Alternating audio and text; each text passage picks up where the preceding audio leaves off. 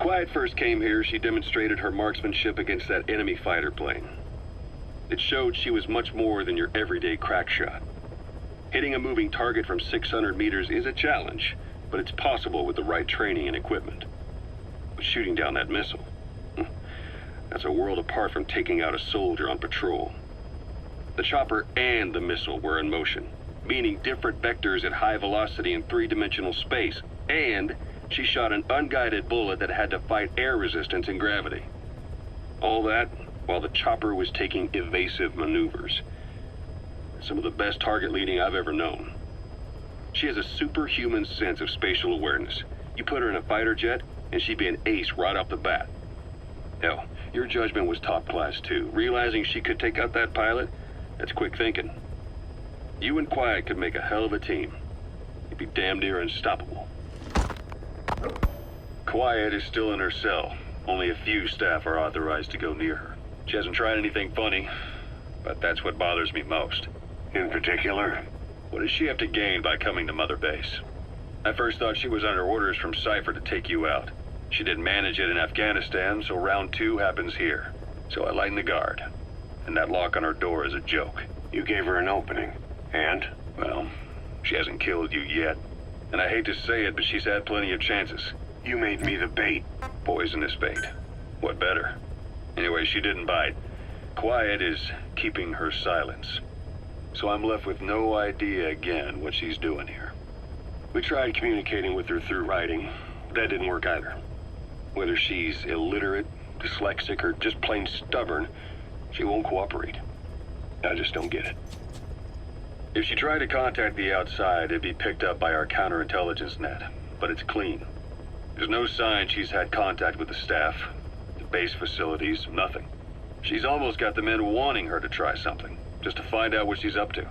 And she's in there putting on the failed soldier look, all downcast eyes and defeated sighs. But she doesn't kill herself. She can't be trying to leave Cypher and surrender to us. So what's the verdict? This may sound optimistic, but here's how I see it. Quiet came here to fulfill some objective. To kill you, maybe to destroy Diamond Dogs. Whatever it was, before she could do it, something changed her mind. Yes. When I look at her, I sense hesitation. You think she'd betray Cypher? Can't say for sure. I prefer the ones that talk. Anyway, we'll keep her under watch. And we're also looking into those special abilities of hers. You'll be the first to know if something comes up. Why not look in on her yourself once in a while? Right. It wasn't just Cypher. Back in the Caribbean, every eye in the world was turned on us. A private army, just a bunch of guys with guns, in possession of a nuke? Why wouldn't they be uncomfortable? And that's why you made sure the inspection happened. Well, I thought our best move was to prove to the UN through the IAEA that we had no nuke. Of course, I was against us having it in the first place, but that was Snake's decision. The boss wasn't responsible. Well, don't get me wrong, I still believed in Snake. I thought I was making the best decision for all of us, that's all. I figured we should get a third party to exonerate us before proof of the nuke did get out. And who better to do that than an organization with international authority? So the truth is, you took it upon yourself to agree to an inspection arranged by the UN. Only the inspection was a ruse, and Cypher's strike force, XOF, showed up instead. I had no idea that would happen. Enough bullshit! Oh, sure, like I could have known. You know, I was just trying to prove our innocence to the world. What's wrong with that? We're not interested in the excuses you thought up. The truth is objective. Just see it from my point of view. You led XOF to the control tower. They seized it, giving them complete control over the base. Moments later, they detonated C4 on the strut legs. Anyone who'd managed to survive was hunted down by the assault force and their choppers. You can't believe I did that on purpose. That was the end of Mother Base. But it wasn't the end for you. How can you... Look, think about it. I lost something too. I built Zeke and it got buried underwater. I am a victim. That raises the big questions. Why were you the only one spared? You got away without a scratch. Why did Strangelove leave the base on the eve of the inspection? You two were close. Strangelove? And how did you manage to build something that surpasses Zeke in every way? Because you did everything they told you. You're the only one who didn't lose a thing. That is the truth. I was taken away against my will. Skullface forced me to do his research these past 9 years. He used me. I lost 9 years. 9 years. We all lost 9 years. It wasn't just you. I suppose blaming me makes you feel better, does it? But who's gonna give me back all the time I lost? You're not getting anything back. You're not a victim here, Emmerich. You're the perpetrator. I didn't know anything. Nobody can back that up. Yeah, all the evidence is at the bottom of the ocean. You know the hardest man to break. The type who's fooling himself. That takes time. It's easier to live a convenient lie than a painful truth. Is that the piece you've chosen, Doc? I'm not lying. Of course. Just let me check one or two things. On that day, you were in the control tower with them. Lucky you. That's how you got out unscathed. And you escaped on one of their choppers. Only you, right before the base went under. They had me blindfolded the whole time. I've never been so scared. The whole flight, I thought they'd kill me. But thinking of you kept me going. My comrades, all the way. And? There was a plane journey, and then we traveled by road. When they finally took off the blindfold, I was in kind of a warehouse, on the floor. Afghanistan, it was that research lab. I couldn't believe they'd taken me halfway around the world. And soon enough, he came. Skullface. He's the one who's really behind that Mother Base attack. He forced me into that research. What kind of research? He told me to build a bipedal walking tank for the Soviet Union. Like Peace Walker. A system that could fire an ICBM-class nuclear weapon. That's how the Sahelanthropus project got started. Sahelanthropus. Those AI weapons I'd made in Costa Rica were like toys by comparison. A whole world apart from reptilian four-legged crawling and that ridiculous hunched-over bipedal waddling. My design evolved to the dawn of mankind. Sahelanthropus, the first steps towards humanity. An upright bipedal weapon system. Originally, Sahelanthropus was going to be a manned weapons platform. I designed a cockpit in its head, and I planned to fill it with water as a buffering agent. Like how Paz modified Zeke for human control. Don't compare me to some amateur. I designed it for human control from the beginning. The problem was miniaturizing the posture control AI. You remember the reptile pod? The AI that controlled your unmanned weapons. Attaching it externally makes it vulnerable, so this time I wanted it beneath the armor. Meaning I had to make the AI smaller. I got it down to less than 1/10 the size without any loss in computation speed. But it was still too big for the cockpit. There wasn't enough room for the pilot. If I made the head bigger, its body would have to be bigger to support it. Too big to be practical. In the end, human piloting was taken off the table. I tested a remote control system too, but there was the time lag and I wasn't satisfied with its precision either. Plus, it would be useless if the enemy jammed it. So next, I went back to trying an AI-only system. To do that, I had the AI pods recovered from Nicaragua.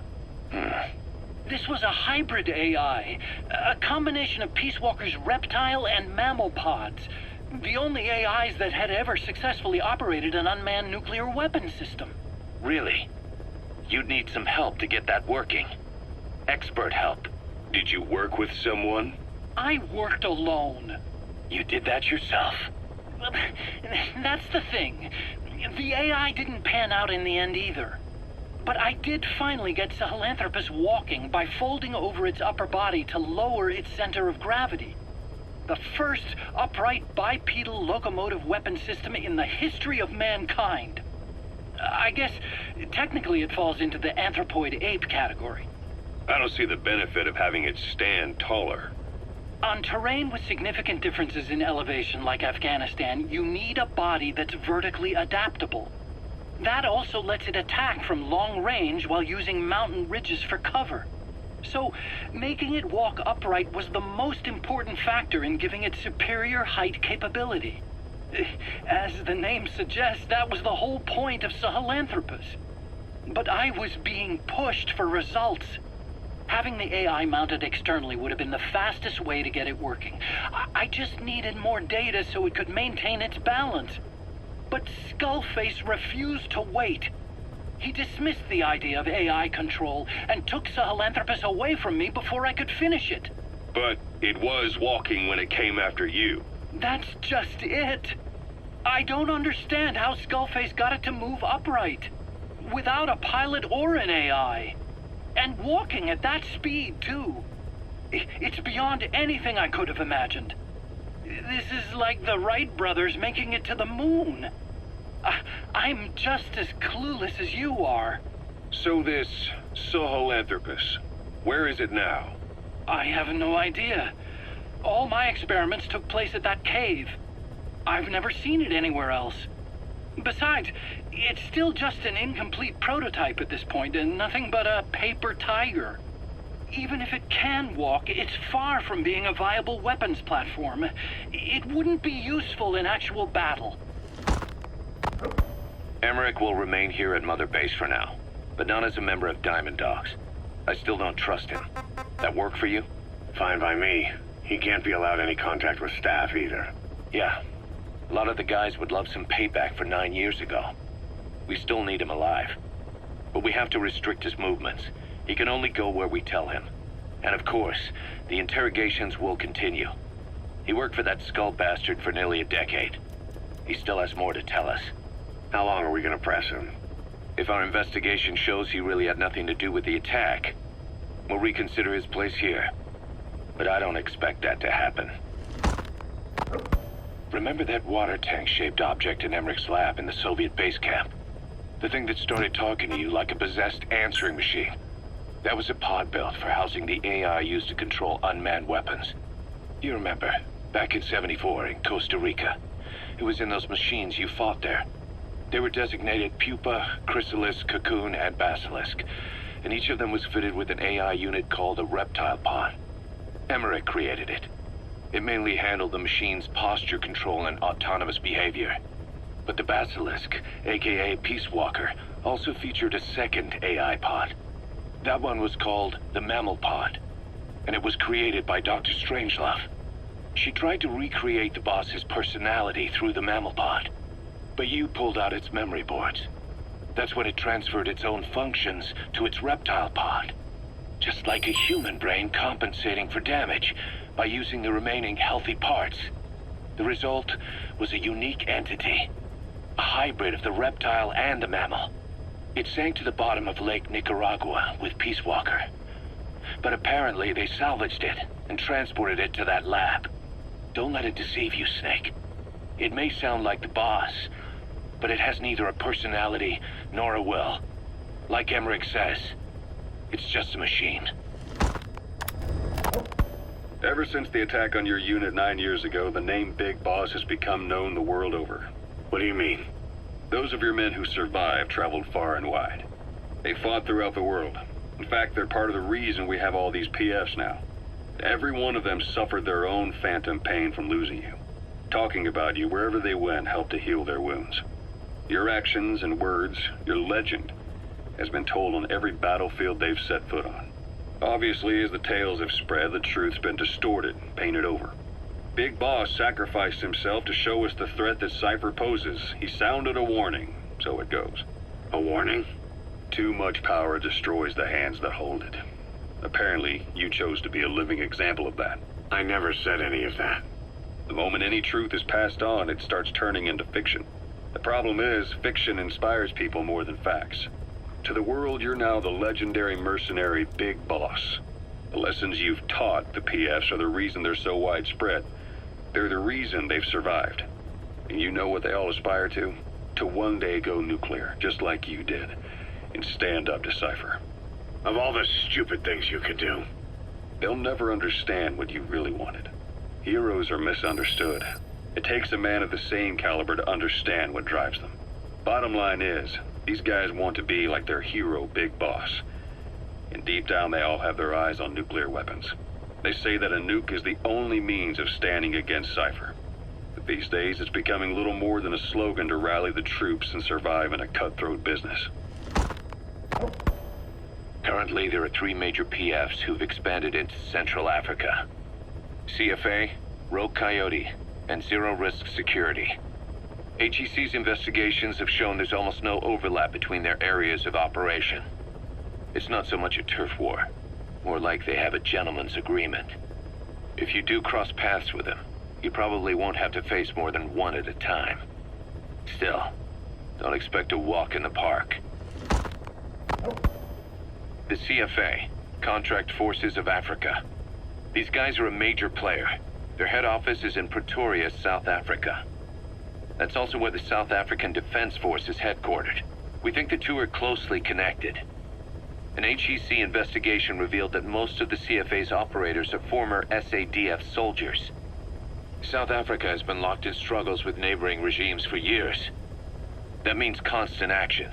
And we know better than anyone that's the best kind of training. A company drawing its recruits from hardened military vets. You can bet they know how to handle themselves. Do not underestimate them. Within the CFA is a company of soldiers made up mainly of locally hired operators. They speak Afrikaans to communicate with personnel from the CFA. But if you notice any speaking the local language, that's them. Though hired from the local population, they were originally part of a paramilitary group, so they'll have plenty of combat experience. And unlike their days shooting junkyard rifles out of beat-up pickup trucks, the CFA now supplies them with the latest gear from the West. On top of that, they've been combat trained by the South African Army. All that adds up to a much stronger fighting force. So don't brush them off. Look at the Angola-Zaire border region. The east bank of the Munene River in particular.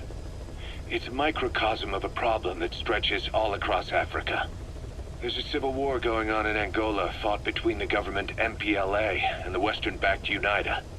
Zaire is still a dictatorship under President Mobutu, but numerous uprisings have broken out in its remote regions. With all the trouble elsewhere keeping their hands full, neither government has control over their side of the border. They depend on militias and PFs, as do the rebels. Government forces, guerrillas, militants, groups of all shapes and sizes hawk whatever resources they can to hire PFs. Conflict brings PFs. PFs expand the war zone, and more conflicts erupt in a continuous chain reaction. Sounds like our kind of work. Mother Base could grow by leaps and bounds.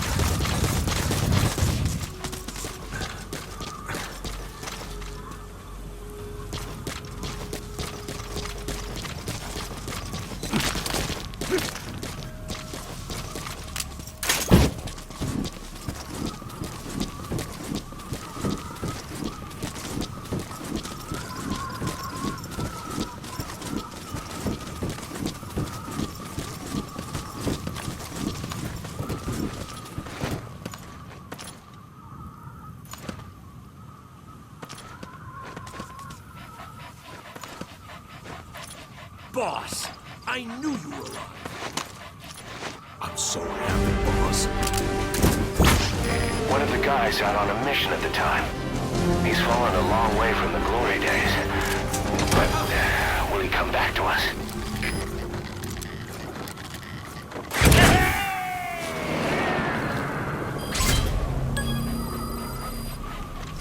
Subject on board. Leave the rest to us.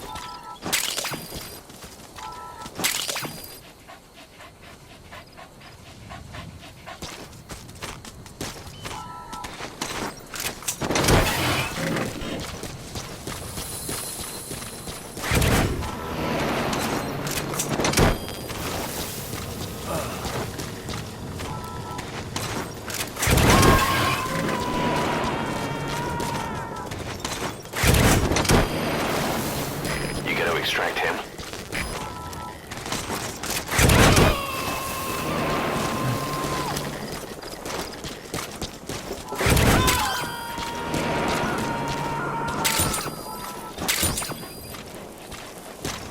He's coming too. Roger that.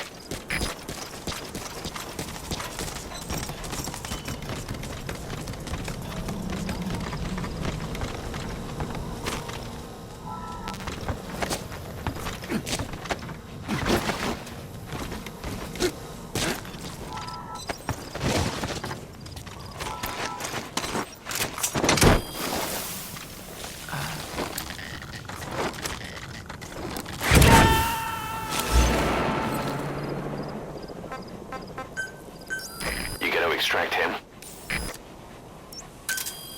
Roger.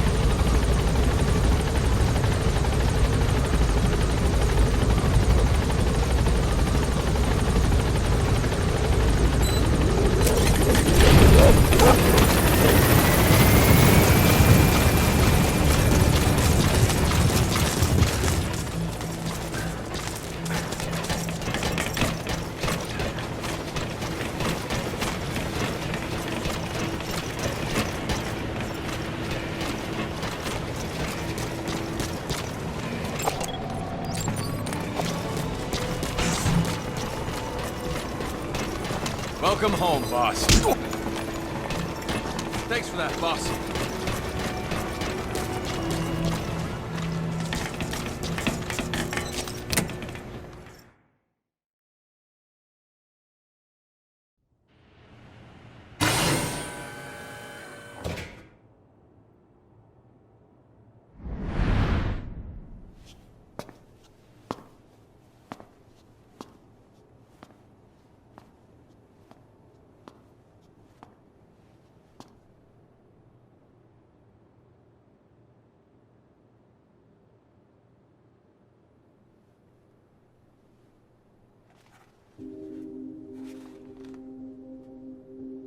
Snake?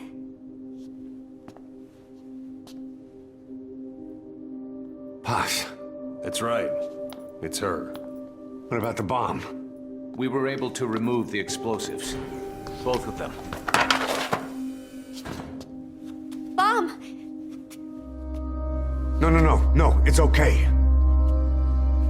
There's another in my... It's all right, we got it out. There's another in my... The guided tour will be wrapped up by the time you get home. Make me proud. By the time they leave, I'll have the IAEA praising us as the poster boys for world peace. Out. Something's not right. Check her again.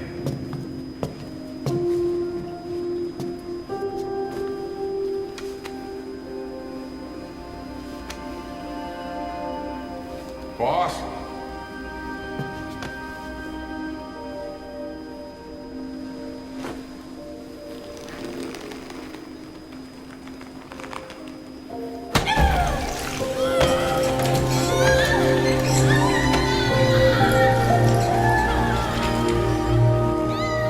Bomb!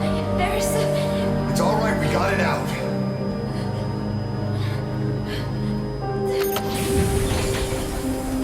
There's another in my...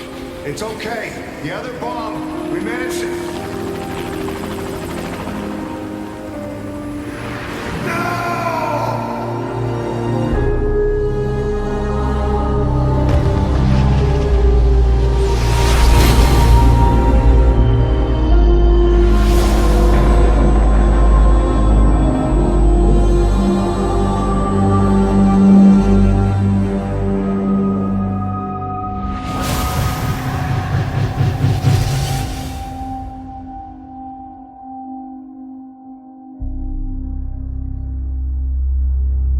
She hit the water hard, but somehow she managed to survive. Anyway, the shock triggered some kind of amnesia. Snake? Where is Professor Galvez? You mean? Yeah, she still thinks it's 1974. She's got no memory of anything before that either. Cypher, the KGB, nothing. It looks to be a kind of dissociative disorder. Dissociative amnesia, where memories are blocked out to protect the mind, and dissociative identity disorder, the whole personality changes. What we're seeing seems to be a combination of the two. She truly believes she's nothing more than a student living in 1974. Peace Day was a lot of fun. I hope we can do it again. She doesn't respond to anything that conflicts with her internal timeline. Doctor's pretty sure she's not faking it. If she had her memory, just think what she could tell us about Cypher.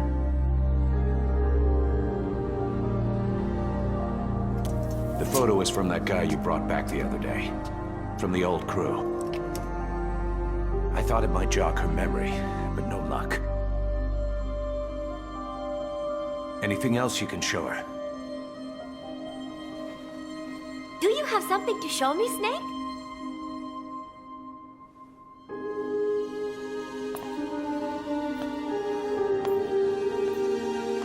I give up. She's all yours.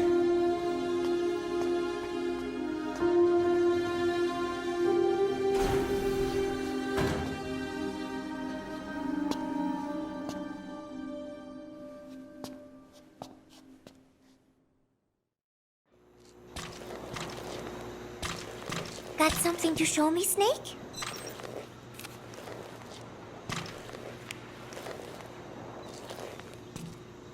This photo. It is from the other day, right? I like it a lot. I look kind of silly, but it's got a peaceful feel to it. Peace Day was a lot of fun. Everyone cheered at the end, even though I missed a few high notes. We should have more events like that, Snake. Ugh. My head. It hurts.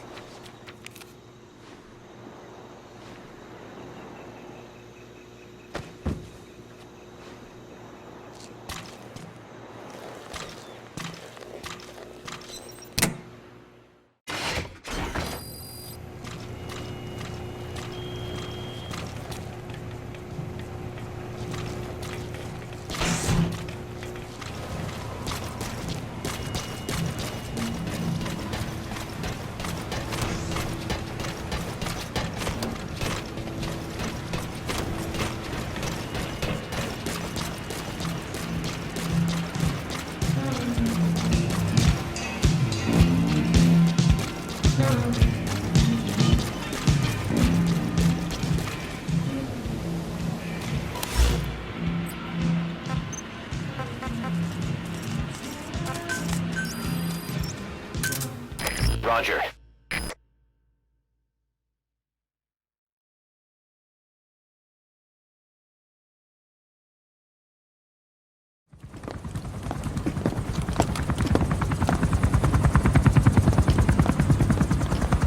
Weather surveillance indicates turbulence out there. Try not to get knocked out of the sky. Got it.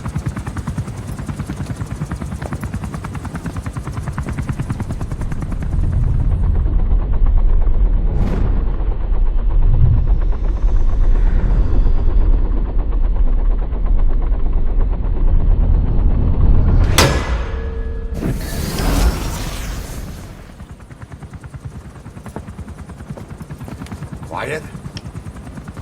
Where does she think she's going? You want to head out with the boss. That'll be the day. I don't see a problem with it, so long as she's with you. She's a crack shot, damn fine scout. Well suited for a clandestine op. Which is more than I can say for the others. There's nothing damn fine about this... thing.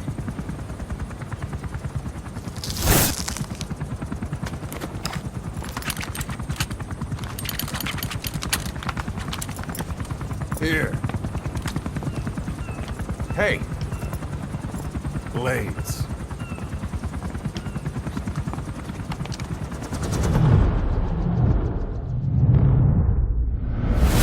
wait a minute! That thing costs a lot of money!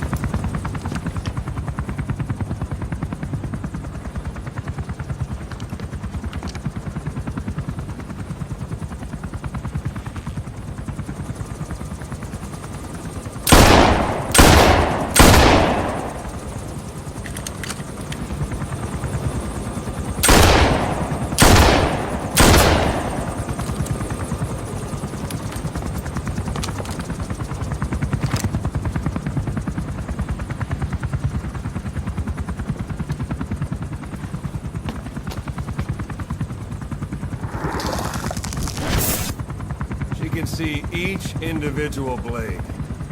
And her depth perception. One in? This is ridiculous. She doesn't talk. How could you possibly stay in communication? Right. I like working solo anyway.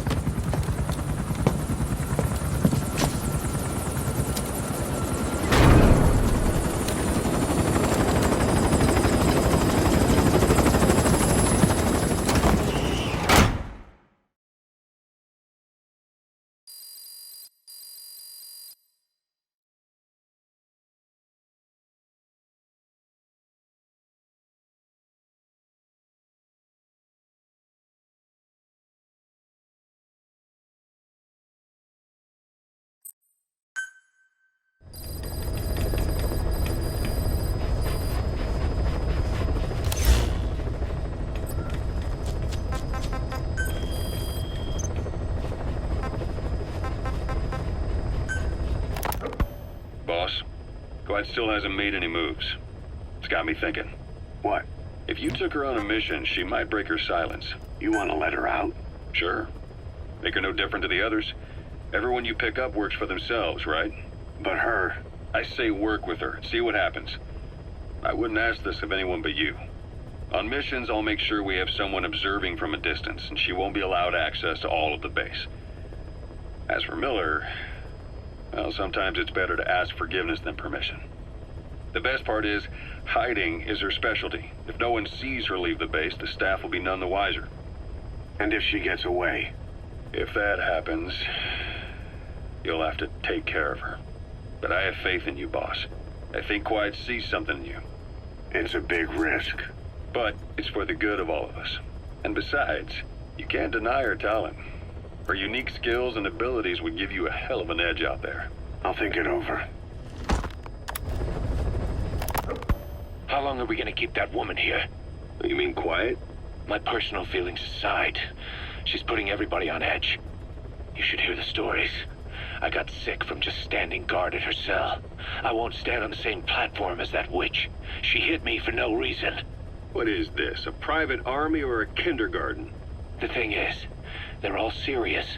They're faced with something they don't understand, and a kind of mass hysteria has broken out. I've gotten wind of countless plots to take her out. There are no grounds for this suspicion whatsoever. Put yourself in her shoes, assuming they see her as a prisoner here. No, even more so, if they do, she deserves to be treated humanely. I always thought our men were a bit more noble-minded, but... Look, I understand this is a stressful line of work, but to make her the scapegoat... You've got it wrong. Quiet? She's with Cypher. We have men that lost their buddies to her organization. You could say that about more than just her. Plenty of the men used to fight for another side, but they've all put that aside to work for the boss. Cypher is different. And if you ask me, the boss is the biggest problem. Why is he protecting her? Some of the guys are starting to suspect him of... I don't agree with keeping her here either. So what's your move? Throw her out? Kill her? She's our ticket to Cypher. And her physical abilities are outstanding. We could use someone like her. That'll make me sick. Her marksmanship, speed, stealth capabilities for a start. Then, there are the other things we've learned. Quiet appears to be able to use both eyes as master eyes simultaneously. That lets her track targets of different focal lengths at once. While looking through the scope with one eye, she can look for new targets with the other. That's why she doesn't need a spotter. She can operate alone, no matter the circumstances. See, I told you she's a freak. No one would be able to control her. No, there's one person who could. Hey, you trying to get the boss killed? Well, why don't we talk to him? See if he's willing to take her along. I don't like this. It's his decision to make. The two of them might even make a good team.